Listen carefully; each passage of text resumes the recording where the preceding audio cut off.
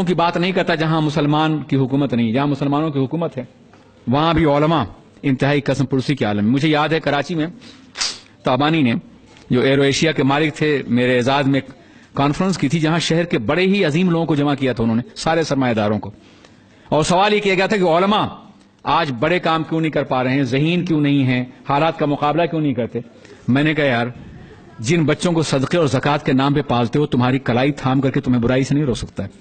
وہ دور پیدا کرو جب علماء کا دور تھا. تمہارے بچے 400 تو آدمی موجود ہو, سبھی دولت مند اور ملینر ہو, تم میں کتنے بچے حافظ ہو رہے ہیں تمہارے بیٹوں میں سے, کتنے بچے عالم ہو رہے ہیں. ہم جن بچوں کو پڑھاتے کم ہیں, پالتے زیادہ ہیں. وہ جو کر رہے ہیں وہی بہت بڑی بات ہے. اورنگزیب کے زوال کے بعد اگر بر صغیر میں اسلام محفوظ ہے تو علماء کی محنتوں کی بنیاد پہ. تمہاری پیشانیوں میں اگر سجدہ ہے, تمہارے دلوں میں اگر ایمان ہے, تو انہی چٹائی اور پٹائی کو علماء کی بنیاد پر ہے جنہوں نے زحمتیں اٹھائیں, تکلیفیں برداشت کی اور انہوں نے اپنے دین کا کام کیا. احسان مانو ان کا. اور اگر تم چاہتے ہو کہ انقلاب لانے والے علماء پیدا ہوں تو ایسے علماء پیدا کرو جو جنگ آزادی سے پہلے کے علماء تھے, جو بڑے بڑے مناصب پر تھے, دولت مند لوگ تھے, سرمایہ دار لوگ تھے, جن کو بادشاہ وظیفہ دیا کرتے تھے. تو وظیفوں کا دور بھی ختم ہو گیا تھا. اب کیا ہو رہا تھا, ایک کتاب لکھی تاریخ کی کسی نے, نام نہیں لوں گا بے ادبی نہ ہو جائے, اور اس کو لے کر کے دربار عالیہ رامپور میں وظیفہ جاری کر دیے. وظیفہ جاری ہو گیا.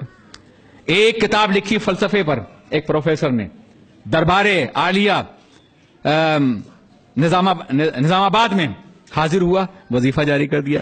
ایک کتاب لکھی کسی نے تحقیق کی بنیاد پر, حیدرآباد گیا, عثمان علی خان نے وظیفہ جاری کر دیا. ایک یا دو کتاب لکھی کسی نے, یہ سب تحقیق ہے, اور وہ رامپور گیا, وظیفہ جاری کر دیا گیا.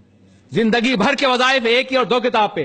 امام نے 1000 کتاب لکھی اور کسی دروازے پہ انہیں نہیں دیکھیں گے آپ, کسی دروازے پر نہیں, بلکہ کتابیں لکھی اور کسی نے کہا کہ حضور سرکار رامپور نے یاد فرمایا ہے, آپ کو اعزاز دینے کے لیے یاد فرمایا ہے. تو اعلی حضرت نے ایک شعر لکھا تھا, سن لیجیے آپ بھی. بجز سرکار سر کار عالم, بجز سرکار سر کار عالم, سروکار بس سرکار ندارم. سوائے سرکار کے جو مقصد تخلیق کائنات ہیں, کسی سرکار سے میرا کوئی سروکار نہیں ہے, میں نہیں جاتا. نواب نان پارا سعد علی خان نے یاد کیا, مشاعرہ منعقد کیا. اپنے دور کے سب سے بڑے نعت گو شاعر تھے, نہ پہلے کوئی تھا اور نہ آج ہے. امام بوسیری کے بعد جن کے کلام کو عالمی شہرت ملی ہے محمد رضا فاضل بریلوی. امام بوسیری کی ایک نعت مشہور ہوئی ہے اور ان کی ہر نعت آسمان تک پہنچی ہوئی ہے, بارگاہ رسول مقبول ہے. اللہ اکبر. اعلی حضرت کو بلایا گیا تو آپ نے ایک نظم لکھ کر کے بھی نعت کہ وہ کمال حسن حضور ہے کہ گمان نفس جہاں نہیں, یہی پھول خار سے دور ہے, یہی شمع ہے کہ دھواں نہیں.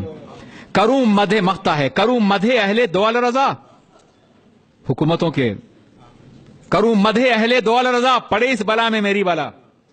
میں حکومت کے سربراہوں کی تعریف کروں جو لوگ جاتے تھے وہاں نعت بھی لکھتے تھے اور کچھ بادشاہ کے لیے 2-4 شعر. کروں مدح اہل دول رضا, پڑے اس بلا میں میری بلا. نانپارا ریاست کا نام ہے. میں گدا ہوں اپنے کریم کا, میرا دین پارے نہ نہیں. یہ لکھ کر کے بھیج دیا اور بادشاہ نے اسے اپریشیٹ کیا. میں گدا ہوں اپنے کریم کا, میرا دین پارے نہ نہیں. یا رسول اللہ, میں گدا